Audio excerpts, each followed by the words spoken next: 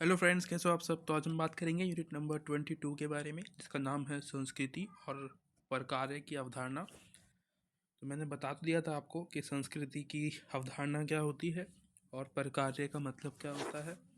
एक बार और सीख लेते हैं। संस्कृति मतलब यानी कि जो भी आप करते हो अपने डेली लाइफ में, ठीक है। खाना खाना, खाना बनाना, सूरज का उगना, भगवान की पूजा करना, भगवान को याद करना, ये सारी संस्कृति है। ठीक है। बड़ों के पैर छूना, उनको उनके आशीर्वाद लेना, उनसे नमस्ते करना, प्रणाम करना, ये सारी बातें हमारी संस्कृति में आती है। ठीक है। इसको इंग्लिश में कल्चर भी बोलते हैं। उसके बाद आता है प्रकार्य। प्रकार्य मतलब बताया था मैंने आपको, बॉडी जो होती है हमारी, ठीक है। बॉडी जो होती है, बॉडी चलती है बॉडी का ऑर्गन से, यानी कि बॉडी के अंदर जितने भी पार्ट्स होते हैं, जैसे कि हमारा हार्ट होता है, ठीक है। हृदय होता है हमारा, और हमारा जो माइंड होता है वो, उसके अलावा मांसपेशियाँ, ठीक है। नर्व्स, जो भी स्पेलिंग है नर्व्स की मुझे नहीं आती, ठीक है। नर्व्स और बहुत सारी चीज़ें, ठीक है। आप आपके हाथ पैर जो चलते हैं, उस सभी की वजह से, अगर वो सभी काम कर रहे हैं तभी आपकी बॉडी चलती है। वैसे ही एक समाज होता है। समाज में सभी जो, समाज के अंदर जो सभी लोग होते हैं, उनका जो काम होता है सबका अलग अलग होता है, ठीक है। सभी लोग एक जैसा काम नहीं कर सकते, वो ना ही करना चाहिए। कोई इंजीनियर बनता है, कोई डॉक्टर बनता है, ठीक है। कोई मज़दूर बनता है, कोई कुछ और बनता है, कोई टीचर बनता है। तो ये क्या है, समाज के अलग अलग हाथ होने चाहिए, तभी तो एक समाज बनेगा ना पूरा। इसी को ही हम प्रकार्यवाद या प्रकार्य कहते हैं। ये हमने पहले भी पढ़ लिया था, पर कोई बात नहीं।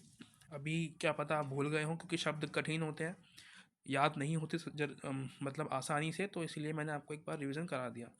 आगे बात करते हैं। यहाँ पे बेसिकली हम, एक व्यक्ति है, इनका नाम है मालिनोस्की। इनके विचार जानेंगे कि ये जो हमने टॉपिक पढ़े हैं ना, इनके ऊपर मालिनोस्की के क्या विचार हैं, ठीक। इतना तो अभी आपको क्लियर हो ही गया होगा कि हम क्या पढ़ने वाले हैं, और जो टॉपिक की छोटी छोटी बातें थी मैंने आपको बता दी है, जिससे कि टॉपिक बहुत ही आसान हो जाता है, राइट। क्योंकि वो नहीं पता होगा हमें कि संस्कृति और प्रकार्य क्या है, तो आप टॉपिक समझ ही नहीं पाओगे कि ये बात किस चीज़ के बारे में कर रहा है, क्योंकि आपको ये बताएगा ही नहीं। क्योंकि ये डायरेक्ट शुरू कर देगा, क्योंकि हमने पहले ही पढ़ रखा है उस सब चीज़ों के बारे में, ठीक है। क्योंकि मैं झूठ नहीं बोलता। तो आगे चलते हैं। इसमें दूसरा टॉपिक आता है आपका, जो सबसे शुरुआत जहाँ से होती है, सवाल जहाँ से बनते हैं, ये होते हैं मालिनोव्स्की की पूर्ववर्ती विचार, ठीक है।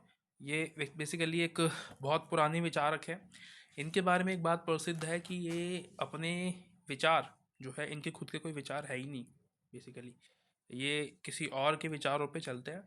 कोई जैसे कि कार्ल मार्क्स जो है, जैसे एग्जांपल के लिए मान लो कि जैसे कि कार्ल मार्क्स है, या एमिल दुर्खाइम है, मैक्स वेबर है, इनके विचारों पे ये चलते हैं, ठीक है। अपने इनके खुद के विचार नहीं है, उनके विचारों को लेकर ये अपने विचार बनाते हैं। तो ऐसा माना जाता है कि ये खुद मतलब लाइव जाके से हम कहते हैं ना, एक एक्सपीरियंस करते हैं चीज़ों को, वो नहीं कर पाते। इतने बदतमीज़ लोग हैं, बोलते बोलते रुकवा दिया, मुझे वीडियो स्टॉप करनी पड़ गई। ठीक है। तो इतना समझ में आया होगा कि भाई जो मालिनोव्स्की जो व्यक्ति है, एक व्यक्ति है, समाजशास्त्री है, ठीक है, विद्वान है, जो कि जिनके खुद के विचार है ही नहीं। वो कभी भी किसी समाज में जाके रहे नहीं है, कभी भी किसी चीज़ का एक्सपीरियंस नहीं लिया है कि जो उनके पास खुद का एक्सपीरियंस हो बताने के लिए। वो दूसरों का एक्सपीरियंस यूज़ करके उसकी जो है आलोचना करते हैं, उनकी वजह से ही अपने जो है विचार प्रकट कर पाते हैं। तो ये मालिनोव्स्की की एक शायद स्टाइल हो सकती है, तरीका हो सकता है कि भाई दूसरों को जो एक्सपीरियंस है, किसी और के एक्सपीरियंस है, उनसे सीखना। ये भी एक टेक्निक होती है, ठीक है। हम दूसरों को देख के भी सीख सकते हैं, कोई बड़ी बात नहीं, कोई मतलब मुश्किल चीज़ नहीं है, कोई बेकार बात नहीं है, अच्छी चीज़ है। हम दूसरों को देख के सीख जाए, इससे अच्छी बात तो कोई हो ही नहीं सकती, ठीक है। ये भी एक अच्छा तरीका हो सकता है चीज़ों को, लाइफ को जीने का।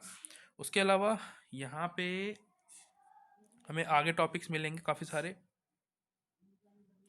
यहाँ पे बेसिकली मानव समाज के बारे में पढ़ने के लिए उन्होंने ऐसी तरीका अपनाया है, ठीक है। यानी कि किसी और के विचारों को जानने के लिए मानव समाज, यानी कि जो व्यक्ति होता है वो ही समाज को जो है चलाता है। तो इसी की वजह से एक एक व्यक्ति मिलकर समाज को चलाता है, इसलिए व्यक्ति को जानना, जो उस व्यक्ति जो पुरुष है उस समाज का, उसको समझना बहुत ज़रूरी होता है। उसके बाद आता है विकासवादी विचारक। ये बेसिकली एक सोच है, ठीक है, एक सिद्धांत है, जो कि कुछ विचारक जो है, विचारक कहने का मतलब है कि कुछ विद्वान, ठीक है, विचार नहीं है बेसिकली, ये विद्वान भी इनको हम बोलते हैं। विचार विद्वान या फिर समाजशास्त्री फिलोसोफर्स जो होते हैं, ये एक उन लोगों की कैटेगरी होती है। विकासवादी जो विचारक होते हैं, ये बहुत सारे लोग होते हैं जिनकी एक विचारधारा होती है। किस तरीके की? विकासवादी विचारधारा। ये विचारधारा क्या कहती है? ये कहती है कि कुछ समाज क्योंकि समाजों से अधिक विकसित अध्ययन में अवस्था में पाए जाते हैं और प्रत्येक समाज को कुछ निश्चित चरणों से गुजरना पड़ता है। मानव समाज का अध्ययन करने के लिए उनकी विकासात्मक प्रक्रिया का ही अध्ययन करना चाहिए। तो बेसिकली क्या बोल रहा है मैं आपको बता देता हूँ कि ये जो समाजशास्त्री होते हैं, ये जो सोच के लोग होते हैं, ये बहुत सारे लोग होते हैं, कोई एक या दो नहीं है, काफ़ी सारे लोग हो सकते हैं, कोई चीज़ बड़ी बात नहीं है। यहाँ पे ये लोग कहते हैं कि अगर हमें मानव समाज को समझना है कि भाई जो इतिहास है हमारा, ठीक है, जो हिस्ट्री आप पढ़ते हो, उसको समझने के लिए कि भाई एक व्यक्ति का विकास कैसे हुआ। हम पहले एक तरीके से हम जानवर ही थे, ठीक है, होमोसिपियंस। हमें हमारी जो खुद की लैंग्वेज नहीं थी कोई, हम ऐसे ही बॉडी से जो है बात करते थे, गुफाओं में रहना। तो ये जो विकास की जो हमने जो पढ़ा है, ये कैसे पढ़ा है? इंसान को पढ़ के कि भाई इंसान अगर ऐसे ऐसे होता है तो इस तरीके से साइंटिफिक तरीका हो सकता है किसी चीज़ को स्टडी करने का। तो ये विकासवादी जो विचारक है यही कहते हैं, जैसे कि एक बच्चा से छोटे से बड़ा होता है, वैसे ही इंसान जो है उसका भी शरीर बड़ा होता है, शरीर के साथ साथ में उसका मस्तिष्क भी जो है चीज़ों को समझने लगता है, जो पृथ्वी है, जो आसपास का जो इन्वायरमेंट है, उसको जानने लगता है। ठीक है, ये जो विचार जो है ये कहता है विकासवादी विचार। ठीक है, यानी कि आसपास की चीज़ों से समझना कि भाई बेसिकली जो समाज का जो एक तरीके से आगाज़ हुआ है, ये जो समाज आप देख रहे हो आज, ठीक है, पूंजीवाद देख रहे हो, ये एक दिन की या 2 दिन की देन नहीं है। इसमें लाखों अरबों साल लगे हैं इस व्यवस्था को आने में। ठीक है, साम्यवाद से शुरुआत होके दास प्रथा, उसके बाद फिर सामंतवाद, उसके बाद फिर पूंजीवाद। ठीक है, तो ये क्या है, काफ़ी समय लगता है इन सब चीज़ों को होने में। उसके बाद दूसरा विचार होता है प्रसारवादी विचार। इसे बेसिकली इसको हम प्रसारवाद भी कहते हैं। प्रसारवाद, जैसे जिसको हम इंग्लिश में वायरल कहते हैं ना, वायरल। इसमें क्या होता है कि जब हम समाज में, जैसे कि एक जैसे समाज होता है, दो समाज है, तो जैसे कि एक समाज ए है, एक समाज है बी। ठीक है, तो कुछ ये इस समाज में जो संस्कृतियां हैं, कुछ रीति रिवाज है, वो आपको इस समाज में भी देखने को मिलते हैं। ठीक है, और इस समाज के जो रीति रिवाज हैं वो आपको कुछ इस समाज में भी देखने को मिलते हैं। तो ये क्या है, एक तरीके से यहाँ पे क्या हो रहा है, प्रसारवाद हो रहा है, चीज़ों का प्रसारवाद हो रहा है कि भाई कुछ चीज़ें हमने सीख ली आपसे और कुछ आपने हमसे सीख लिया, है ना। जैसे कि इंडिया में जो यूरोपीय कल्चर है उसको हम अपनाते हैं अंग्रेज़ों की तरह। खाना खाना, ठीक है, टेबल पे बैठ के, और सोफे पे बैठना, सोना, टीवी देखना। ठीक है, तो ये क्या है, उनकी लाइफ स्टाइल है, ये हमारी नहीं है। पिज़्ज़ा बर्गर खाना, ये वहाँ से लोग लेके आए हैं यहाँ पे कि भाई इंडिया में भी जो है आना चाहिए। तो ये जो कल्चर हमने अपनाया है ना, ये इसको ही हम प्रसारवाद कहते हैं। ठीक है, ये भी होता है, ये भाई एक कल्चर से दूसरे कल्चर में चीज़ों को हस्तांतरण। ठीक है, तो कुछ चीज़ यहाँ से, कुछ वो चीज़ हमारे पसंद करते हैं, है ना। जैसे कि यहाँ की जो हमारे इंडिया में जो साड़ियाँ हैं, वो अंग्रेजी जो लोग होते हैं, जो उनकी जो वाइफ होती है, ठीक है, जो वहाँ की फीमेल्स होती हैं, वो पहनना पसंद करती है साड़ियाँ। उनको अच्छी लगती है कि भाई बड़ी अच्छी, मतलब कि उसकी जो बनावट होती है बड़ी कमाल की होती है, उसमें जो लड़कियाँ होती हैं सुंदर लगती हैं। ठीक है, ये जो है प्रसारवाद है। वहाँ से जो कुछ कपड़े वो हमारे यहाँ पे लेके आते, जीन्स पहनना, टी शर्ट्स, कोट पहनना, ठीक है, लड़कियों का स्कर्ट पहनना, ये वहाँ से आया है। तो ये क्या है, प्रसारवाद है।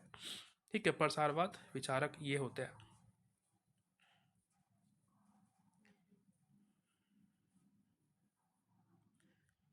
उसके बाद एक और टॉपिक आता है आपका, जो कहता है तथ्य एकात्रण एकत्रीकरण में विशिष्ट अभिरुचि। तो बेसिकली जैसे कि अभी हमने दो विचार पढ़े लास्ट में, एक था विकासवाद और दूसरा था प्रसारवाद। तो ये बेसिकली उसकी आलोचना करता है, ये वाला जो विचार है, तथ्य एकीकरण, एकत्रीकरण, यानी कि जो एक तरीके से कलेक्शन करना होता है ना, उसको कहता है, मतलब कि वो है। ये कह रहे हैं कि ये जो विचार होते हैं, ये जो विचारक है इसके अंदर जो आपको पढ़ने को मिलेंगे, मैं आपके अभी नाम बताऊंगा इनके। तो ये बेसिकली ये कहते हैं कि जो विकासवाद या जो प्रसारवाद कुछ फैक्ट देता है, ये जो बात बताता है, इस पे हम भरोसा नहीं कर सकते क्योंकि यहाँ पे एविडेंस की कमी है। ठीक है, एविडेंस नहीं है इनके पास, ये मतलब एक सोच है लोगों की। सोच का हम कुछ नहीं कर सकते। ठीक है, सोच जो है वो कुछ भी कर सकती है, आप सोच में कहीं भी पहुँच सकते हो। तो ये क्या है, इनके विचार है। इसमें कुछ आपको समाजशास्त्र मिलेंगे, समाजशास्त्री मिलेंगे, जो कि पहले है L.H. मॉर्गन। ठीक है, और एक है इवोन्स पर्चर्ड। ये कुछ समाजशास्त्री हैं, लगभग दो है इसके अंदर, बहुत और भी हो सकते हैं लोग। ठीक है, मैंने आपको बताया एक नहीं होता, काफ़ी सारे होते हैं। बेसिकली यहाँ पे दो के नाम दे रखे हैं, तो हमें ये याद रखना है। याद रख सकते हो तो अच्छी बात है, नहीं तो कोई ज़बरदस्ती नहीं है। अब मेन कॉन्सेप्ट समझ लो कि भाई इसके अंदर है क्या।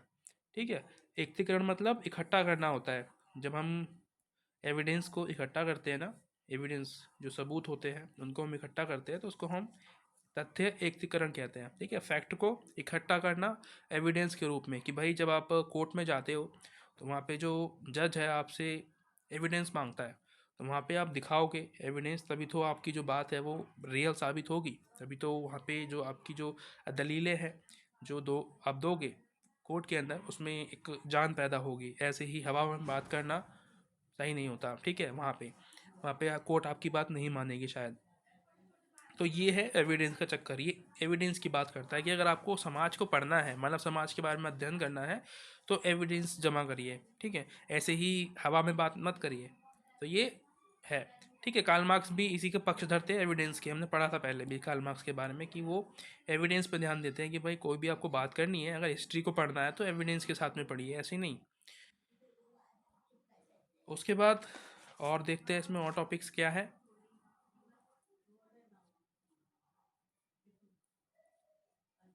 यहाँ पे जो ये जो आपको मैप दिखाई रखे हैं ना, यहाँ पे कुछ लोग हैं, कुछ समाजशास्त्री थे जो कि घूमे थे।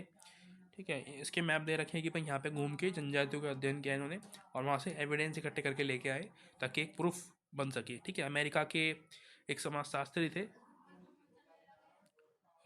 जिनके बारे में पहले देखा था, मॉर्गन नाम है जिनका, वो। ठीक है, 1951 के वहाँ पे वो गए ऑस्ट्रेलिया में, या जो और जनजातीय समुदाय जहाँ पे रहते हैं उनके साथ में जाकर रहे और एविडेंस कलेक्ट किए। ठीक है, और एक विश्वसनीय जिस पे हम भरोसा कर सकते हैं वैसे एविडेंस लेके आए और दिखाया लोगों को कि भाई मैंने जो बताया है, जो मैंने अपनी बुकों में लिखा है, ठीक है, जो मैंने विचार प्रकट किए हैं, उसके पीछे एक रियलिटी है। ठीक है, मैं ऐसे ही हवा में बात नहीं कर रहा हूँ। ये लोग यहाँ पे रहते हैं, इनकी जो कल्चर है वो ऐसा है, इनकी उत्पत्ति ऐसे हुई है वगैरह वगैरह। क्योंकि जो जनजाति समुदाय होते हैं इनको बहुत पता होता है। ठीक है, हम लोगों से ये बहुत ज़्यादा आगे हैं आज। आज भी इनकी टेक्नोलॉजी शायद हमें लगता है कि पीछे हैं ये लोग, पिछड़े हुए लोग हैं, पर ऐसा कुछ भी नहीं है। नेचर के बारे में इन लोगों को हमसे बहुत ज़्यादा पता है। ठीक है, उसके बाद आता है संस्कृति कार्यशील समग्रता के रूप में। तो यहाँ पे बात आती है कि जो मेलिनोस्की है, जिनके बारे में हमने शुरू में पढ़ा था, मैंने बताया था आपको कि भाई मेलिनोस्की है, उनके विचार जानने थे हमें यहाँ पे कि क्या सोचते हैं। हमने ये देख लिया कि जो मेलिनोस्की है वो उनके खुद के विचार कुछ है ही नहीं। तो सीधी सी बात है, किसी और की विचारों से उन्होंने अपने विचार प्रकट किए होंगे, मतलब कि किसी और को एक तरीके से आइडियल मान के उन्होंने अपने जो विचार हैं वो दिए होंगे लोगों को। तो संस्कृति के बारे में वो क्या सोचते हैं मेलिनोस्की, ये हमें देखना है। तो संस्कृति के लिए जो शब्द मेलिनोस्की ने यूज़ किए हैं वो है कुछ इस तरीके से, जैसे कि पहला है उपकरण। ठीक है, यानी कि यंत्र जो होते हैं। उपभोक्ता, जो वस्तुएं होती हैं जो आप डेली लाइफ में यूज़ करते हो। जो विचार होते हैं, जो शिल्प कलाएं होती हैं, जो आर्ट्स होती है। ठीक है, और कुछ विश्वास, एक प्रथाएं होती हैं जिसमें कि कुछ लोग विश्वास कर सकते हैं, उनके बारे में ये बात करते हैं। ठीक है, यानी कि संस्कृति से इनका मतलब है कि कुछ उपकरण, उपभोक्ताओं की जो यूज़ करने वाली चीज़ें होती है, कस्टमर जो यूज़ करता है डेली लाइफ में खाना खाने के लिए। ठीक है, और नॉर्मल लाइफ में जो यूज़ करते हैं हम, उसको संस्कृति के रूप में इन्होंने प्रस्तुत किया है कि ये सभी संस्कृति है। ठीक है, जो आप खाते हो, जिस पे आप सोते हो, बेड जो है आपका कल्चर है, ये संस्कृति को इन्होंने इस तरीके से बताया है।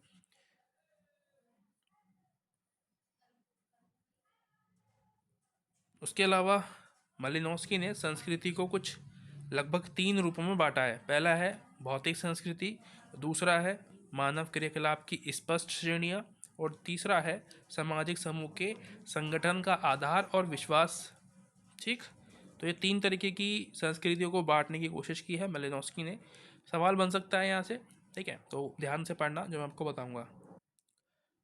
इनके बारे में बहुत ज़्यादा डिटेल में बातें तो नहीं है कि भाई भौतिक जो मटेरियल कल्चर है, ये मानवीय क्रियाकलाप है, इनके बारे में कुछ ज़्यादा खास नहीं दे रखा है, पर फिर भी कोशिश करते हैं कि भाई कुछ समझ लें इसमें से कि है क्या इसमें, ठीक है।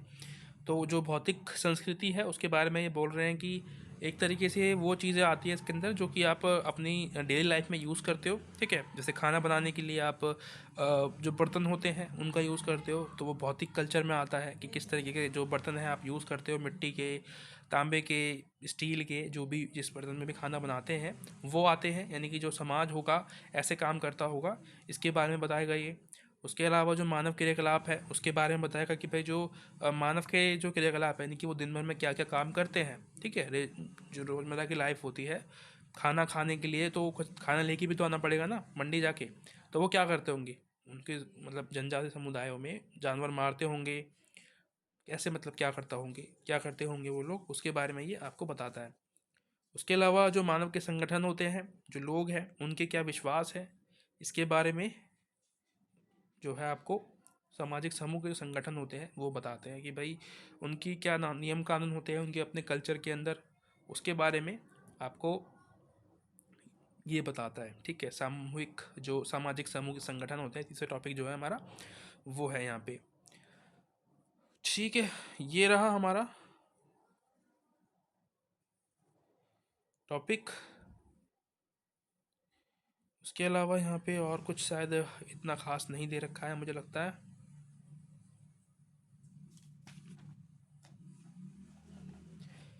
हाँ, एक और टॉपिक है जो आपको दिखाई दे रहा है, आवश्यकताओं का सिद्धांत।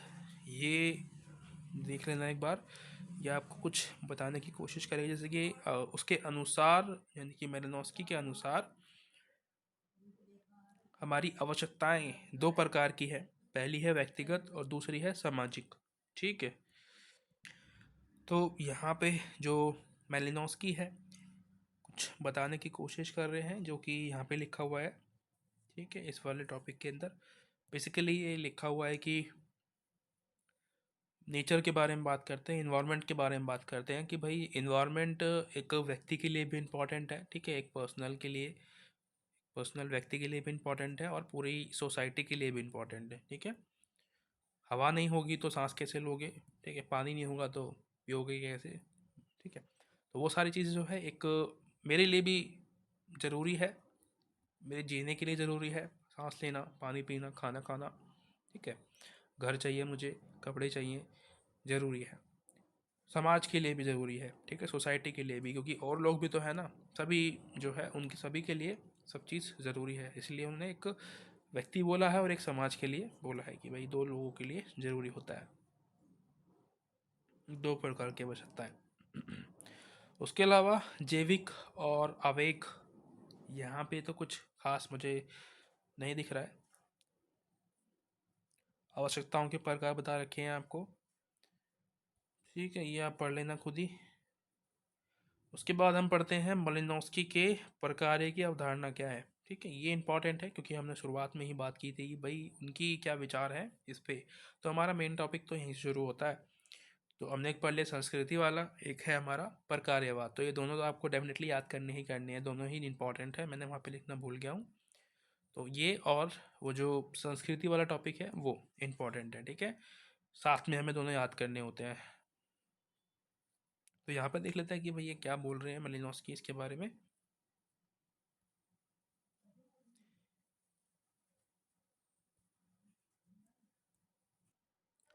वैसे यहाँ पे कोई हाईलाइट तो नहीं कर रखी है मैंने, पर आप वैसे ही सुन लो। जैसे कि हमने पढ़ा कि भाई ये बॉडी की जो स्ट्रक्चर होता है उसके बारे में बात करता है, जैसे कि समाज है, समाज में जो समाज के जो समूह होते हैं, जो लोग होते हैं, उनका हर एक अलग अलग काम करना, इंजीनियर का काम अलग होता है, डॉक्टर का काम अलग होता है, वो सभी ज़रूरी होते हैं, है ना, इसको हम प्रकार्यवाद कहते हैं। वैसे ही सेम ये भी वही कह रहे हैं कि भाई जो प्रकार्यवाद है वो मानव समाज के लिए इम्पोर्टेंट है, ज़रूरी है, और इसका जो यूज़ है मेलिनोस्की ने कल्चर को समझने के लिए किया है, किसी भी मतलब कि समाज जो होता है उसके जो कल्चर होता है, संस्कृति होती है, उसको समझने के लिए प्रकार्य का यूज़ किया है, ठीक है, प्रकार्यवादी सिद्धांत भी कहते हैं इसको, इसका इस्तेमाल करा है मलिनोस्की ने।